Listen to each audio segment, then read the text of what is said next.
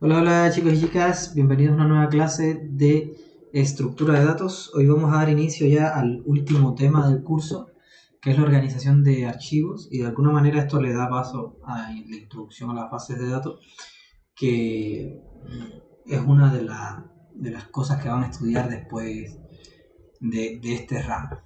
¿Okay? Entonces, básicamente vamos a hablar un poquito de el almacenamiento de registro, es decir, cómo se almacenan los datos, de la organización secuencial, la organización directa, luego hablaremos de organización con índices y por último organización de claves. ¿Okay? Para esto, bueno, la bibliografía que vamos a estar utilizando es ese libro que aparece de abajo, que se llama Fundamentos del Sistema de Base de Datos, sobre todo el capítulo 5, que es como la parte de esta introductoria, ¿ya? Fundamentos del Sistema de Base de Datos es mucho más amplio, pero bueno, es lo que vamos a estar viendo en esta parte del curso. ¿Ya? A ver, un archivo normalmente podemos decir que es una colección de registros parecidos que estamos guardando como datos, ¿ya? Entonces, por ejemplo, acá podemos decir que esto es un archivo que almacena varios registros, cada línea decimos que es un registro y cada uno de estos datos decimos que es un campo. Por ejemplo, ahí si notamos hay un campo nombre, un campo root, un campo edad y un campo sexo. ¿Ok? Entonces el registro es como una instancia determinada, ¿ya? Mientras que los campos vienen a ser como las columnas. A esto también se les llama columna a los campos y a los registros se les puede llamar fila, ¿ya? Entonces esto es un archivo normal que puede estar guardado en dispositivos de almacenamiento secundario, es decir, no necesita estar en la memoria RAM, que puede estar en el disco duro, ¿ok? Es como una manera de almacenar estos datos, pero no tenerlos en arreglos en memoria. Porque recuerden que la memoria RAM es volátil, cuando ustedes cierran un proceso, todo lo que hay en la memoria RAM se elimina, por lo tanto, si usted quiere conservar los cambios una vez que termine su proceso o una vez que se reinicie el computador, etcétera, etcétera, eso tiene que ser almacenado en archivos, ya que esos archivos están guardados en la memoria secundaria. Entonces, los archivos podemos hacer que sean que tengan acceso de dos tipos. Un acceso secuencial, que es un acceso donde yo voy iterando de principio a fin por cada línea, por cada registro, ¿ya? Y voy uno a uno. Pero no puedo acceder al registro 540, por ejemplo, sino que tendría que ir uno a uno, algo así como las listas enlazadas, ¿ya? Pero bueno, no es que tenga que ver nada con las listas enlazadas. Pero muchas veces con los archivos pasa eso. Por ejemplo, un archivo así sería un archivo secuencial en primera instancia, a no ser que yo lo almacene de otra manera. Pero si yo guardo esto como un archivo, por ejemplo, txt, esto sería secuencial, porque yo tengo que pedir una a una las líneas. ¿Ok? Una a una las líneas. Entonces, otro tipo de acceso es el acceso directo. ¿Ok? Que en el acceso directo yo almaceno el archivo de una manera tal de que yo pueda acceder a un registro directamente sin tener que estar iterando, ¿ya? Pero para eso yo tengo que tener algo que me caracterice el registro, ¿ok? Ya sea, y tiene que ser una llave única. Por ejemplo, vamos a decir que acá, por ejemplo, yo puedo decir que algo que me caracteriza cada registro es el root. Porque no van a haber dos registros que tengan el mismo root. Es decir, no hay dos personas que tengan el mismo root. Sin embargo, pueden haber dos personas que se llamen igual, pueden haber dos personas con la misma edad o con el mismo sexo. ¿Ok? De hecho, muy probablemente lo va a haber. Ahora, con el root es como una clave única. Y esa clave única le vamos a llamar llave primaria. Esa llave primaria me va a poder servir a mí para yo de alguna manera poder acceder a un registro específico sin tener que estar iterando por cada uno de ellos. ¿Ok? Y un poquito lo que hace eso es la memoria RAM. Por ejemplo, la memoria RAM tiene acceso directo. Pero para lograr eso, fíjense que cada espacio de memoria RAM tiene asociado una dirección. ¿Ok? Entonces, si yo quiero acceder a los datos que están en cierta parte de la memoria RAM, yo tengo que decirle cuál es la dirección. Y las direcciones tienen que ser únicas. ¿Ok? Porque si no, voy a tener más de un dato y eso puede traerme problemas. Ok, entonces, La organización del archivo, eso lo puede disponer el programador o quien quiera que esté trabajando con ese archivo. Por eso es que a veces ustedes ven que hay archivos .txt, archivos .csv, de hecho hay formatos que se inventan una estructura de archivo que es más conveniente para lo que se desea.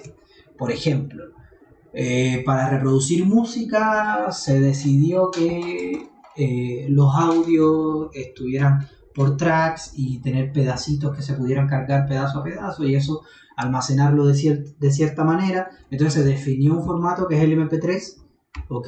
Que es para guardar archivos de audio. Entonces todos los que quieran soportar ese formato tienen que ser capaces de leer archivos con esa estructura, ¿ok?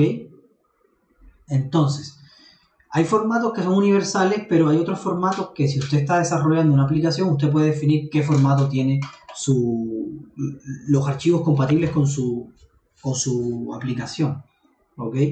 Y por eso es que muchas veces cuando usted está aplicando algo y le dan guardar, se guarda con una extensión que es propia de esa aplicación.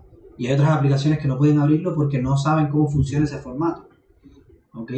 Entonces esa es la organización del archivo. Una organización bien común es tenerlo por campos, por registro, por bloques, índices, etc. ¿Ya? Son como maneras comunes de hacerlo. Ahora, muchas veces estos archivos operan a nivel de bits y de bytes, ¿ok?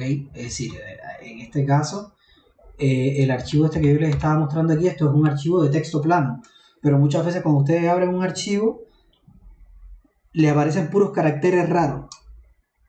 No sé si se han dado cuenta, porque el tema es que el primer byte, los 4 primeros bits significa el primer bit si es de lectura o escritura, el segundo bit si es tal cosa. Entonces, como que cada bit significa determinadas cosas según lo haya planteado el que definió el formato de ese archivo.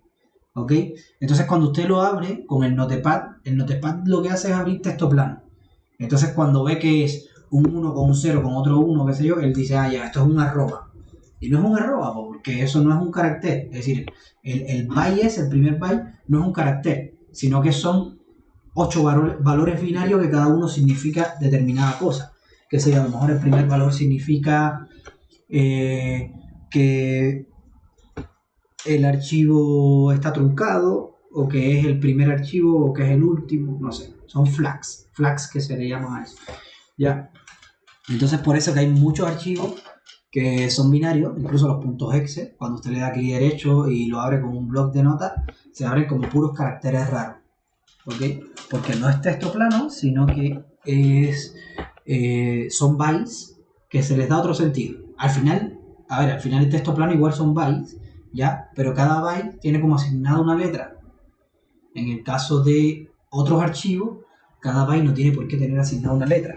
Cada byte puede tener asignado 8 valores binarios, ¿ya? O 2 valores de 256, no sé, ¿ok? Entonces eso lo va definiendo usted. Porque usted de un archivo puede ir leyendo de byte en byte. Entonces usted puede decir, ok, los 100 primeros bytes van a representar los metadatos del archivo. Por ejemplo, el ejecutable, no me acuerdo cuántos bytes tiene al principio siempre, que son como los metadatos. Y entonces ahí hay una tablita que tiene como la referencia, si tiene un DLL, si tiene determinadas cosas, todo eso aparece ahí en los metadatos, ¿ya? Ahora, si usted lo abre con un editor de texto normal, el editor de texto no tiene ni idea.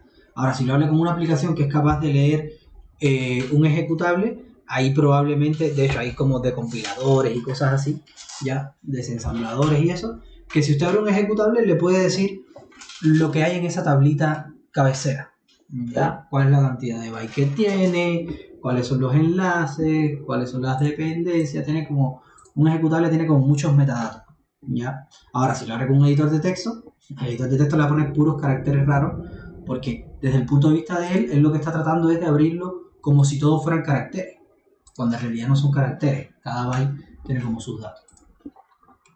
Entonces a eso le llamamos organización de archivos, ¿ok? Entonces un archivo puede estar en la memoria principal, entiéndase como la RAM, ya, bueno, puede ser la RAM, puede ser la VRAM, puede ser, qué sé yo, la memoria caché, todo eso es memoria principal. Todas estas memorias que están cercanas al procesador, ya, bueno, no sé si han abierto en un computador, pero todas las memorias esas que están en la tarjeta madre, que son como para almacenar, pero están muy cerquita del procesador, no como el disco duro, que el disco duro se conecta a través de un cable, entonces tiene que pasar la información, está más lejos, etcétera, entonces se demora un poco más. Aparte que los mecanismos son diferentes, la física, todo, por lo tanto es más lento. Pero todo lo que es memoria principal, ok, todo lo que es memoria principal, ahí puedo almacenar un archivo. En la memoria RAM, ustedes pueden cargar un archivo. ¿Ya? De hecho, muchas veces, qué sé yo, con Excel, cuando ustedes le dan doble clic al archivo, el .xls está en el disco duro, pero cuando le dan doble clic ese archivo lo que hace es cargarse en memoria RAM, ¿cierto?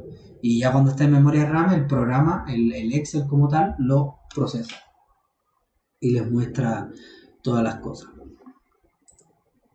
¿Ya? Entonces, a ver, primero, el tema de organización de archivos, ¿se entiende o no? Se entiende de que no necesariamente un archivo tiene que estar organizado así, que sea legible para un humano. Muchas veces aparecen como bytes que no tienen sentido para un humano, pero para una aplicación, por ejemplo, qué sé yo, ustedes crean una aplicación que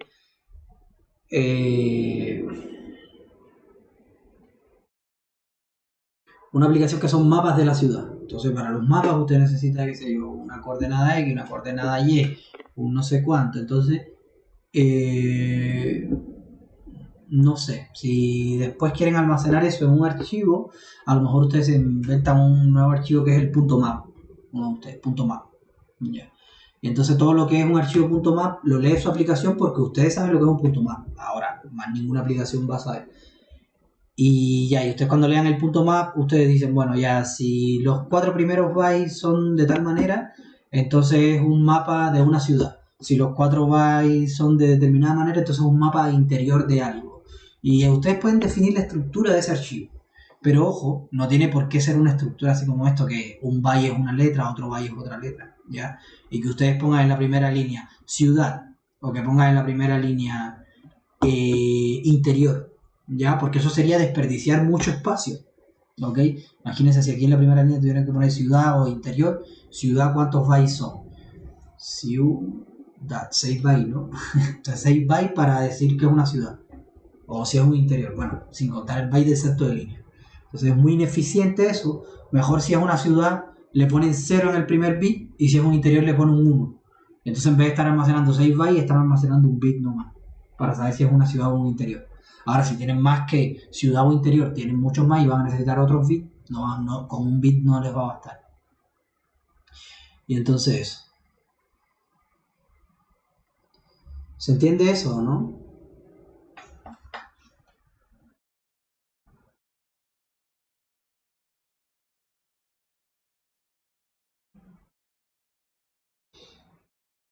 ¿Sí? Ok. Continuamos entonces. Ok, memoria principal y memoria secundaria. Bueno, esto es algo que ustedes ya deberían saber. La memoria principal generalmente es más chica, ya como es como más volátil y todo esto, igual le cuesta más crecer. Entonces yo, qué sé, una memoria principal ahora de 64 GB es una memoria RAM ya importante. Ok, bueno, de hecho, ya con 16 GB es súper bueno. Pero bueno, para que ustedes vean como la diferencia, que decir 64 GB acá en memoria principal ya es hablar de una memoria principal muy grande. Ahora, si usted habla de un tera, que un tera, ¿cuántos gigas son? 1024, muchísimo más que 64, ya eso no les parece tanto de memoria secundaria. Es decir, igual está bien, pero no es como los 64 GB de memoria principal. Entonces igual la memoria principal tiene menos capacidad que la memoria secundaria. Yo puedo almacenar muchas más cosas en memoria secundaria. Entonces eso es algo que influye harto. Es más costosa también por temas de producción, los materiales que lleva, etcétera, etcétera. Es mucho menos costoso producir un disco duro con una memoria RAM. ¿Ok? De hecho, eso es una de las razones por la cual no se tienen memorias RAM tan grandes tampoco, ¿ya? Y se aprovecha más lo que es la memoria secundaria. Bueno, la memoria principal se ocupa en muchas tareas, porque el sistema operativo hay partes que ocupa para almacenar cosas específicas, para tener algunos flags determinados, pero se ocupa para muchas cosas la memoria RAM, no solo para almacenar. Bueno, Es un método de almacenamiento, ¿ya? Pero como es un método de almacenamiento, podríamos decir en tiempo real o de alguna manera, ahí yo voy a estar teniendo variables, cosas que, líneas de código que se están ejecutando, cosas así van a estar en la memoria principal, ¿ok? Ahora, sin embargo, la memoria secundaria solamente se ocupa para almacenamiento. No tiene sentido que si yo voy a ejecutar un programa, ponga las líneas de código que se están ejecutando en la memoria secundaria y llevarlas al procesador desde la memoria secundaria. Eso no tiene sentido. Cuando yo le doy doble clic a un ejecutable, lo que hace es que se cargue en memoria principal y las líneas, la memoria principal las va llevando al procesador o las va ejecutando en el procesador. Porque si no fuera súper lento ejecutar un programa. ¿Ok? Entonces, memoria principal es volátil. Si yo apago un computador o deja de recibir corriente de alguna manera, se pierde todo lo que tiene. Y la memoria secundaria no. La memoria secundaria yo incluso puedo tomar el disco duro, sacarlo del computador, llevármelo de viaje para el sur y traerlo de vuelta al norte, conectarlo y todavía sigue teniendo la información. ¿Ya? Entonces eso es importante saber entre estas dos cosas. La memoria principal, bueno, es más rápido. Primero, está más cerca del procesador. De hecho, está conectado a la misma tarjeta del procesador, a la motherboard, ¿ya? O a la tarjeta madre, como quieren llamarle. El disco duro, bueno, está conectado a través de cables, por lo tanto, está más lejos. Y aunque ustedes digan, no, es súper rápido, los cables son cortitos, a ver, no es lo mismo un circuito que lleve algo de acá a acá por a través de una tarjeta que algo que lo traiga por un cable de cobre o lo que sea. Ya hay pérdida de información, hay mil cosas que hay que tener en cuenta. Que sí, desde el punto de vista humano, desde el punto de vista de tiempo humano, es muy rápido y es, no sé, es la nada misma la diferencia, pero en términos de escala, esto es como 100 veces más lento, ¿ok? O más.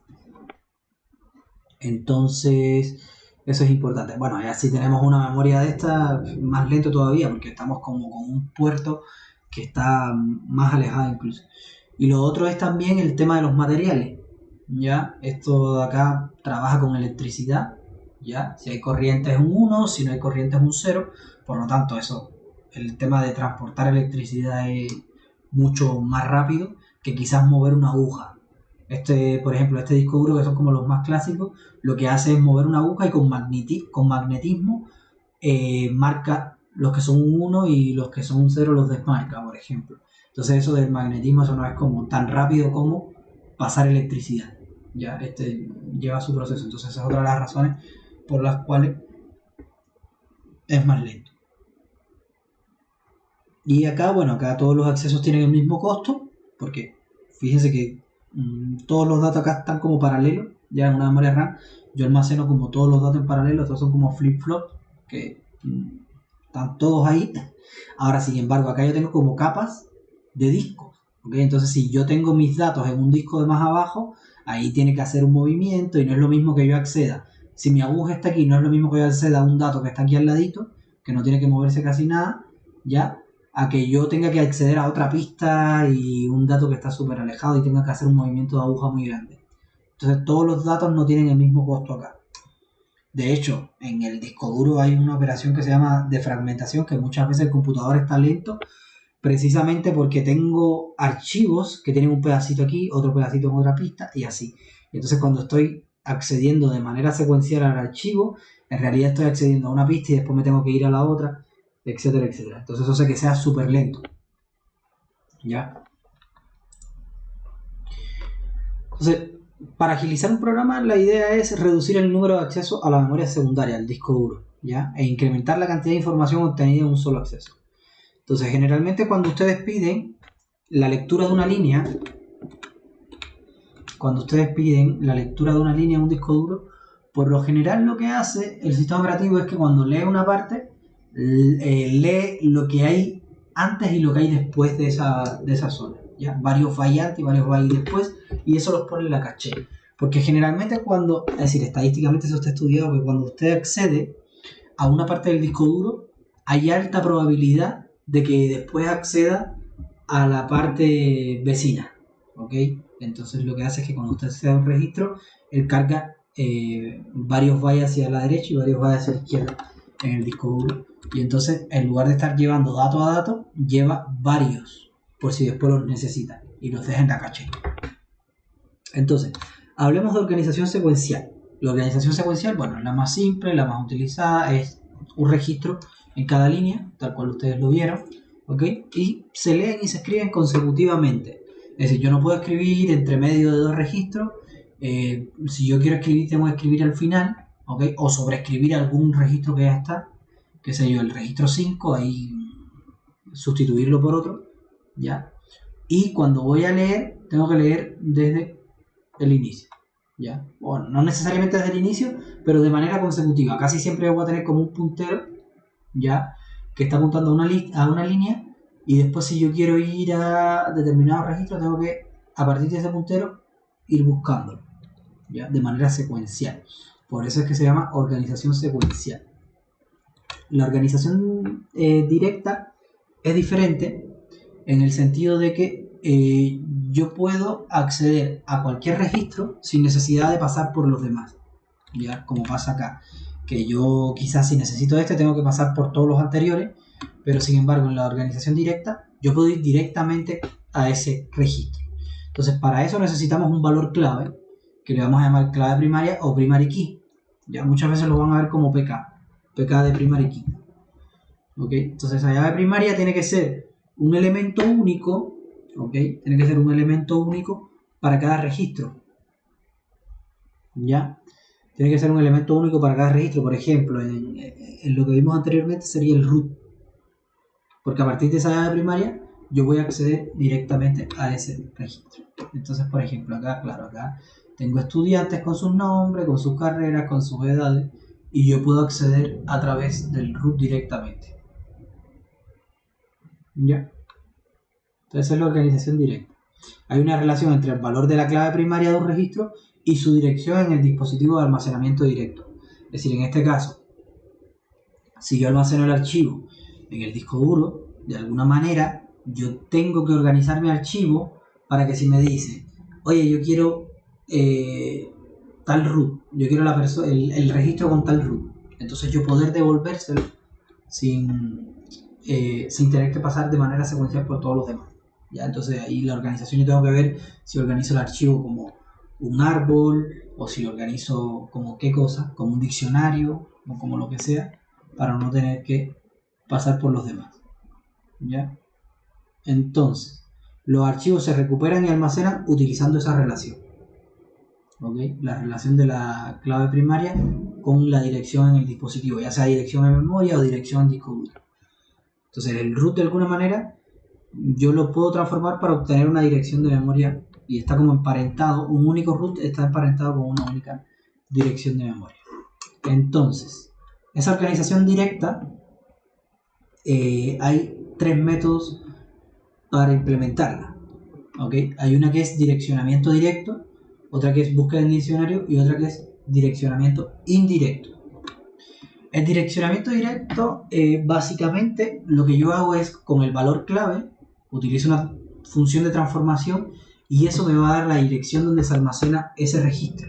Es decir, en este caso el valor clave sería el root, entonces yo a través de ese root, yo se lo paso a una función y esa función, obteniendo ese root como entrada, me va a devolver la dirección de memoria o la dirección de disco duro, en dependencia de donde yo esté almacenando este archivo, la dirección de memoria donde está ese registro.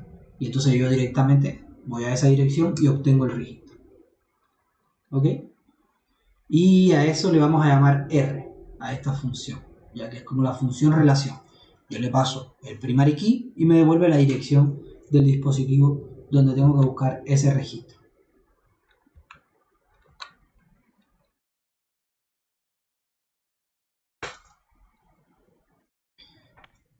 Entonces acá, otra manera, bueno, esto es absoluto, esto es direccionamiento directo absoluto, que es que me da ya la dirección directamente, pero yo también tengo otro tipo de direccionamiento que es el relativo, ¿ok? Que es parecido, pero no me da la dirección de disco duro, la dirección de memoria directamente, ¿ok? Sino que me da una dirección respecto a un valor determinado. Por ejemplo, yo puedo tener almacenado la posición donde empieza mi archivo, la dirección de memoria donde empieza mi archivo. Digamos que mi archivo empieza en 0122, en esa dirección de memoria, 0122. Y entonces yo le paso el root y me devuelve 5. Y eso quiere decir que está en la posición 5 mi registro. Pero cuando yo quiero llevarlo a la dirección de memoria, a 0122, tengo que sumarle 5. Porque 5 no es la dirección de memoria en sí, sino que es un número relativo ya a donde empieza mi almacenamiento. ¿Ok? Entonces, esto es un ejemplo de transformación, pero no necesariamente tiene que ser relativo al inicio del archivo, puede ser relativo a cualquier otra cosa, en dependencia de cómo ustedes almacenen el archivo. Pero sí, ese es como lo que más se utiliza, es como yo dada la clave, obtengo, qué sé yo, una posición, que es la posición de la línea que tiene esa clave, y luego, tomando esa posición y el inicio de mi archivo, yo puedo llegar a la posición de memoria donde está esa línea.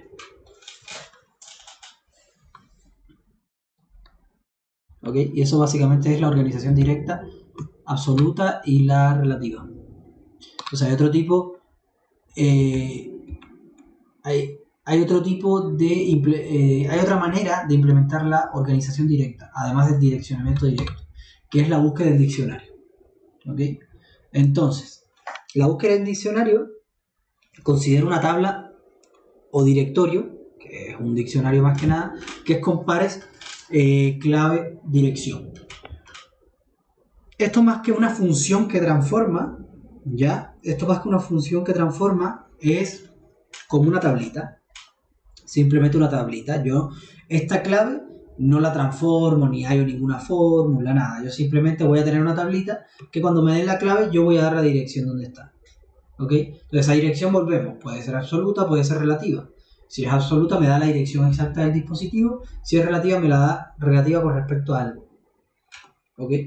Entonces la efectividad de esta técnica depende de la organización del diccionario y la estrategia de búsqueda. ¿Ok? Porque si yo, por ejemplo, tengo un diccionario que las claves, qué sé yo, no están ordenadas ni nada, entonces para buscar una clave voy a tener que iterar por todos los valores para llegar a esa clave. Ahora, a lo mejor si tengo todas las claves ordenadas de menor a mayor, ahí puedo hacer una búsqueda binaria, o mejor aún, se puede implementar con algo que se llama hash, una función hash. Una función hash, cuando yo le paso un valor, me asigna otro valor que es único. ¿Ya? Entonces, eso es la técnica que se ocupa para casi todos los diccionarios. Entonces, yo a través de ese hash, yo puedo indexar. ¿Ok? Es decir, yo paso una clave única, se lo paso un hash, eso me da un numerito, y con ese numerito yo indexo y guardo en esa posición. ¿Ok? Entonces, esto basado en diccionario, puedo irme por estas vías. Primero, no ordenado, ahí tendría que buscar la clave, una búsqueda secuencial. Es decir, el diccionario al final es una tabla. No asocien al diccionario con lo que tienen implementado, porque por ejemplo, parece que el diccionario en C++ lo que hace es un árbol binario balanceado, pero no un AVL, sino un Red Black Tree, parece que es el diccionario. Pero por ejemplo, en otros lugares es un hash. ¿Ok? Entonces, básicamente, el no ordenado podemos tener una búsqueda secuencial, que es una tablita donde simplemente guardo dos valores, ya, llave dirección. Ahora, si yo quiero, dada una llave, llegar a su dirección y lo almaceno de manera no ordenada, ahí la búsqueda tendría que ser iterativa, yendo por cada uno de los valores. El primero, el segundo, el tercero, etcétera, etcétera. Ya, ahora, si yo lo hago con hashing, el hashing lo que hace es que, dado una clave, me devuelve como un numerito que es único. Entonces, yo puedo almacenar ese numerito que es único y asociarle la dirección. Entonces, cuando yo necesite, dado una clave, obtener una dirección, yo tomo esa clave, se lo paso al hashing, ¿ok? A la función hash, y la función hash me da el numerito, y luego yo indexo en ese numerito. Entonces, esto sería casi orden 1. Porque igual, bueno, cuando vean los hash, igual puede haber colisiones, pero las colisiones son mínimas. Sobre todo depende del algoritmo que tenga, pero es como virtualmente casi orden 1. ¿Ok? Otro es que yo en la tabla ordene por clave, entonces ahí puedo hacer una búsqueda binaria y eso sería logarítmico. Ya, entonces sería o log de n, no sería tan rápido como un hash, pero igual me sirve. Entonces, y la otra es organización como árbol. Quizás tener un ABB, un árbol B y tenerlos ordenados por clave. ¿Ok? Tenerlos ordenados por clave. En este caso también la búsqueda sería logarítmica igual. Bueno, si es balanceado. ¿Ya? Y por último, entonces, búsqueda en diccionario. Por último, vamos a tener el direccionamiento indirecto. ¿Qué plantea el direccionamiento indirecto? Bueno, el direccionamiento indirecto requiere que el programador aplique una función de transformación a la clave para convertirla en una dirección. Eso es lo primero. Hasta ahí estamos igual que el direccionamiento directo. No hay ninguna diferencia hasta ahí, ¿no? Es decir, yo tengo la clave, aplico una función y me da una dirección. ¿Ok? Ahora, el espacio de almacenamiento para el archivo se divide en secciones llamadas home buckets. ¿Ok? Buckets en inglés como cubetas. ¿Ya? Entonces, los buckets van a tener varios datos y esa dirección no me va a dar la de la línea exacta, pero sí me va a llevar a un bucket. Entonces como que me va a reducir la búsqueda, ¿ya? Cada bucket puede tener uno o más registros, ¿ya? No necesariamente tiene que tener uno, puede tener muchos más. Ahora, lo que sí no puede tener un bucket vacío, porque si no, no tiene sentido. Entonces un archivo se va a dividir en buckets. Entonces cuando yo le paso una clave primaria, él me va a decir en qué bucket está. ¿Ok? Por ejemplo, dado los root, yo puedo tener un bucket por cada dígito verificador, por ejemplo, tener 9 buckets. Bueno, si hay alguno, si no tengo ningún dato que tenga un dígito verificador específico, entonces no hay un bucket para eso. Pero puedo separarlo por dígito verificador. Y entonces la clave sería el dígito verificador. Dado el dígito verificador, devuelvo el bucket. Esa sería la función de transformación. Entonces yo le paso el dígito verificador, me devuelve el bucket y ahí voy a tener, ya no voy a tener a todos los registros, sino que voy a tener todos los que tienen ese dígito verificador. ¿Ok? Entonces, por ejemplo, aquí tengo la clave, se la paso a la función de transformación y eso me lleva a un bucket. Y en ese bucket yo puedo insertar o puedo buscar el elemento que yo quiera. Entonces en ese bucket yo puedo almacenar de manera ordenada, puedo almacenar cada bucket, qué sé yo, con un árbol o con una lista o con un arreglo ordenado y buscar ahí como una búsqueda binaria, ¿ya? Entonces aquí hay básicamente dos etapas. Primero, una donde yo le paso la clave, el root, lo que sea, y pasa por una función de transformación, que puede ser un hatching, como les decía, que el hatching lo que hace es que, dado un string o dado lo que sea, me devuelve un valor único, ¿ya? No siempre es único, pueden haber colisiones, pero las colisiones van a ser mínimas, ¿ok? Entonces puede ser una función hatching que me dé un valor entre 1 y n, que sea la cantidad de buckets, ¿ok? Entonces la función hatching tiene muy alta probabilidad de que para diferentes claves como que me las distribuya bien. Me haga aquí como una distribución normal, no me haga como que me llene un bucket y el otro se quede vacío. Si yo lo hago con una función hatching que está bien implementada o utilizo algunas de las que ya existen, probablemente cuando yo vaya insertando los buckets se van a ir llenando de manera homogénea. ¿Ok? Ahora lo otro que hay que hacer es el manejo del overflow. Manejo del overflow es, me llegó un root, me dice que le toca el bucket 3, esta función me dice que le toca el bucket 3 y resulta que el bucket 3 lo tengo lleno, por lo tanto aquí no me cabe el root, entonces tengo que manejar ese overflow, tengo que ver qué hago con ese root, dónde lo pongo en otro bucket, redimensiono los buckets, qué hago. Entonces, por ejemplo, mira, aquí hay una función de hatching, esta es una función de hatching inventada porque ahí hay funciones matemáticas ya de hatching que son mucho más avanzadas. De hecho, se utiliza mucho en criptografía, en seguridad informática, esas cosas se utilizan mucho las funciones de hatching. No sé si han escuchado MD5 o SHA-256, SHA, todas esas cosas. MD5 es una función hatching que igual no es segura, pero me sirve para hacer ciertas cosas. Por ejemplo, cuando ustedes descargan un archivo, muchas veces les dan un código que les dicen, este es el MD5. ¿Y qué quiere decir que ese es el MD5? Que si usted toma el archivo que descargó y le hace una función de hash, eso es otra cosa para lo que sirve la función hash, para resumir. Porque un archivo puede tener gigas, pero la función hash, en el caso de 256, te da 256 bits. 256 bits que es muy difícil o casi imposible que se replique dado dos archivos diferentes. ¿Ya? Se replica con muy baja probabilidad. Entonces, si usted descarga un archivo y usted le hace la función hash y verifica que es el mismo numerito que ellos te están pasando, entonces ahí puede estar más seguro de que lo está descargando el archivo correcto y no que hay un hombre en el medio.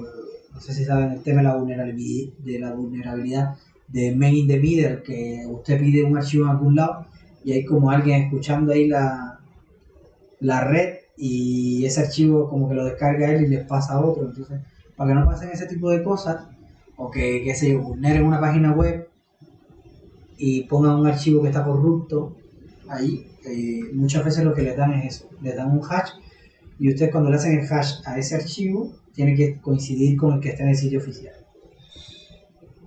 Entonces, por ejemplo, un hashing bien sencillo y bien diferente, ya, es decir, lo que yo quiero hacer con el hash es, tengo un valor, ya, y quiero obtener un nuevo número, o un nuevo valor, que con alta probabilidad sea diferente para cada uno de los siguientes valores. ¿Okay? Por ejemplo, si yo tengo esta clave, yo no puedo decir que el hash son los primeros 3 números o los últimos 3 números, porque muy probablemente después va a venir 149 y es como muy predecible. ¿Okay? Entonces, por ejemplo, aquí un ejemplo de hash es que yo tengo una clave de 6 dígitos y tengo 7000 cubetas, ¿cierto? Entonces yo digo, mire, el hash va a ser, dada la clave, yo lo voy a multiplicar, voy a hallar el cuadrado, este es el cuadrado, y me voy a quedar con los 4 numeritos que hay en el medio. ¿Ya? Y ese va a ser el hash. Ahora, lo que sucede es que si yo me quedo con 4 numeritos del medio, eso puede ir desde 0 hasta 9999. Es decir, pueden haber 10.000 valores. Pero yo tengo 7.000 cubetas, no 10.000 cubetas. Entonces, como tengo solo 7.000 cubetas, no 10.000 cubetas, yo esto tengo que escalarlo. No puedo quedarme con eso. Tengo que multiplicarlo por 0,7. Porque 7.000 cubetas entre 10.000, que es la cantidad de números que puede valorar esto, en realidad entonces lo que me da es que este numerito debería estar en esta cubeta. Ya, en este bucket. Entonces básicamente, cuando yo quiera saber, da esta clave, en qué bucket está, yo lo multiplico al cuadrado, me quedo con los valores estos de en medio, con los 4 de en medio, y luego lo multiplico por 0,7 y eso me va a dar el bucket donde está. ¿Ok? Ese bucket es básicamente una regla de 3. Yo tengo un valor que tiene como máximo 10.000, pero necesito una cubeta que tiene como máximo 7.000. Entonces, por regla de 3, yo despejo acá y puedo hallar la cubeta dado ese valor. Entonces, si la clave no es numérica, igual yo puedo convertirla a numérica de alguna manera para después hallar una fórmula. Y bueno, esto es un ejemplo de hashing. Hay otros ejemplos de hashing diferentes. Por ejemplo, hay un hashing para string que lo que hace es que trata cada letra como un número y lo va multiplicando la primera letra por 10, la segunda letra por 100, la tercera por 1000, así, y después suma todo, ya, y después suma todos los dígitos. Ahí va. Hay diferentes tipos de hashing que ustedes pueden ir haciendo. Y bueno, técnicas de overflow. Básicamente un overflow es cuando me llegan dos, ¿ok? Hay una colisión, donde dos claves me dan el mismo bucket, por decirlo de alguna manera. Y entonces decimos que son sinónimos. ¿Ya? Esas dos claves son sinónimos si se ubican en el mismo bucket. ¿Ok? Entonces, el overflow yo puedo manejarlo de tres maneras. Primero, direccionamiento abierto, encadenamiento o direccionamiento calculado múltiple. Aquí no voy a entrar en detalle para no hacerles la cabeza un lío, ¿ya? Pero si quieren saber más acerca de la manera de manejar el overflow en los buckets y esas cosas, pueden venir al capítulo 5.9, ¿ya? Al libro ese que les mostré al inicio, al capítulo 5.9, y ahí les explica cada uno de estos, de cómo se maneja el overflow en cada uno de los casos. A mí me interesa que ustedes lleguen hasta el punto que sepan que hay una manera de lidiar con el overflow, ¿ya? Y qué cosa es el overflow como tal, ¿ya? ¿Qué cosa es ese error? Que es cuando lleno una clave y yo voy a almacenar varios elementos en un mismo bucket, por lo tanto hay un desbordamiento del bucket. ¿Ok? Entonces, la clase de hoy yo lo voy a dejar hasta acá. Ya en la clase que viene vamos a ver el tema de los índices y lo que nos va quedando. Nada, yo voy a dejar el video hasta acá, me voy a despedir. Chau, chau, que les vaya genial.